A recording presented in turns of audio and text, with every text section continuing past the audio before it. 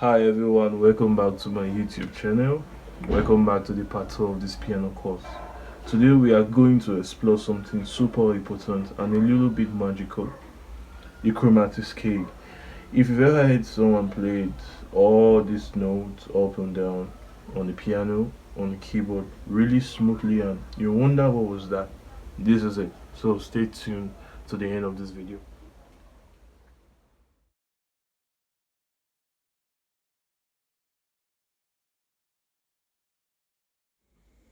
Now, the chromatic scale is made up of all 12 notes in an octave in every single key, you know. So it is made up of all 12 notes in an octave in every single key, both white and black. It moves in half steps, moving in half steps. So this means each note is just a key away from the next. Here's a very good demonstration about what I'm saying.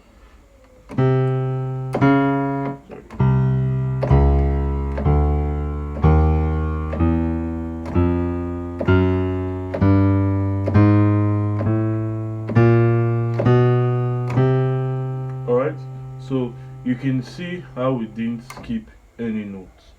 That's the chromatic scale. No steps skipped.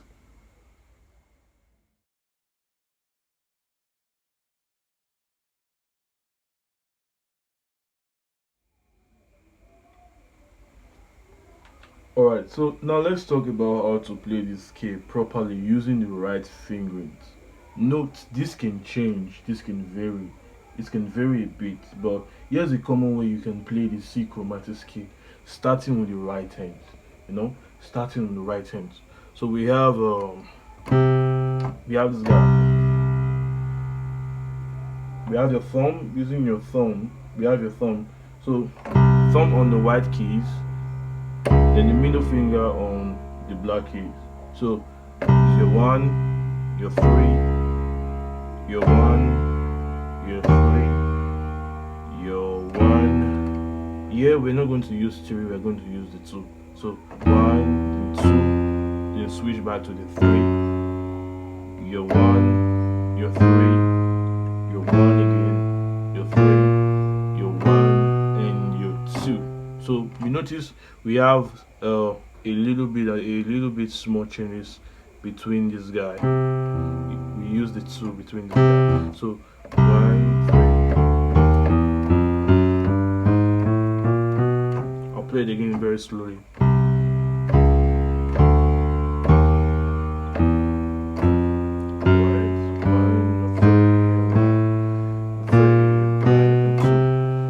So this is for the right hand, so it takes practice, but using this finger, it helps keeps your hand relaxed. It helps keep your hand relaxed and the movement more smooth.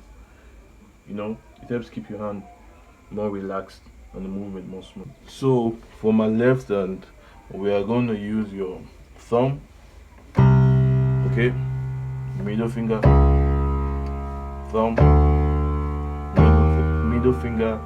Then the next we're going to use our index finger, thumb, middle finger, thumb, middle finger, index, and thumb. So that's it for the fingerings.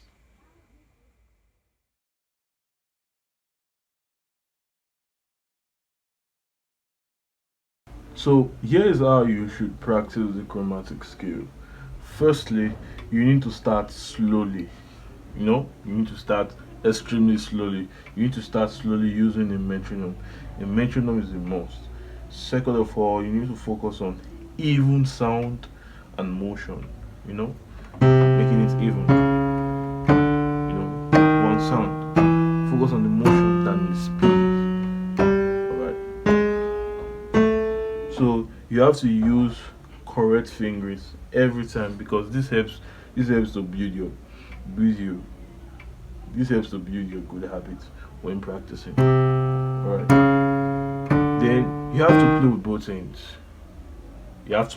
hands. First of all, you have to start with either left or right individually. You have to work on them individually. So when you work on your left hand or your right hand, then you can now add both hands. You know, just after you've learned this one, like working on your right hand, you can work on your left hand, and afterwards you can combine both.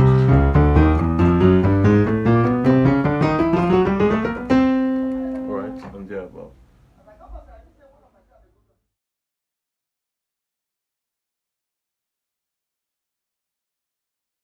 So the chromatic scale helps you to develop good finger independence. It helps you to develop good ear training, and it prepares you for more advanced music, especially jazz, classicals, and modern improvisation. And another thing is that plus it sounds really cool, you know. Once once you get it down, you can do stuff like this.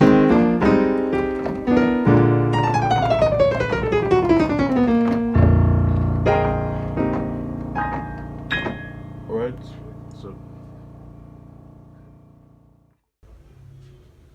so that is it for chromatic scale. So you have to practice it daily, even just for 5 minutes, you know, and you will start to feel more confident on the piano or on the keyboard. So if this helps you, don't forget to like, subscribe, and share, and let me know in the comment section what you think about this video. Alright, see you on the next one, and happy practicing.